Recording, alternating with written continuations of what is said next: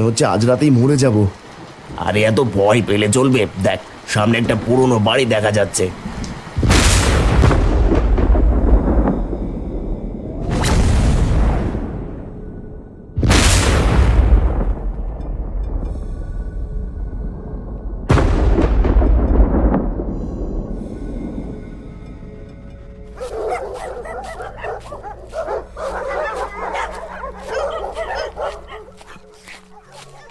কিছু দূর হাঁটার পরেই আকাশ আরো অন্ধকার হয়ে এসেছে।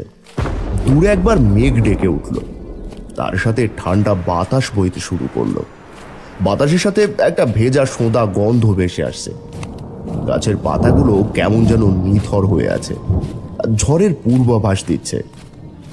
বঙ্কিমদা, মেঘ ডাকছে, বৃষ্টি নামবে নাকি? ছাতা তো একটাই। পরিস্থিতি ভালো ঠেকছে না। মেঘটা বেশ ভারী হয়ে এসেছে, আমাদের খুব তাড়াতাড়ি পা চালাতে হবে। কাছাকাছি কোনো আশ্রয় না পেলে মুশকিল হবে। চলো চলো, আর দেরি নয়।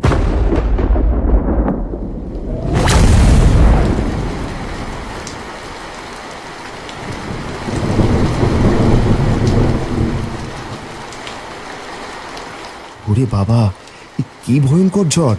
আর এক পাও চলতে পারছি না রতন। বঙ্কিমদা, মনে হচ্ছে আজ রাতেই মরে যাব। আরে এত ভয় পেলে চলবে? দেখ, সামনে একটা পুরনো বাড়ি দেখা যাচ্ছে।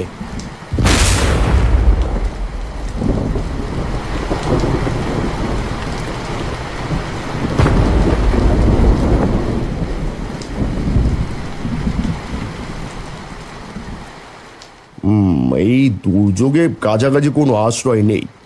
বাড়িটা পরিত্যক্ত মনে হচ্ছে, কিন্তু আজকে রাতটা কাটানোর জন্য এছাড়া তো আর উপায়ও দেখছি না। চলো ওখানেই যাই। ওই পুরো বাড়িতে দেখেই তো গা ছমছম করছে। ওখানে কেউ থাকে বলেও তো মনে হয় না বঙ্কিমদা। এখন ওসব ভাবলে চলবে না মথু। ঝড়টা না থামা পর্যন্ত আমাদের একটা ছাদ দরকার। সাবধানে এগোতে হবে, চল জলদি।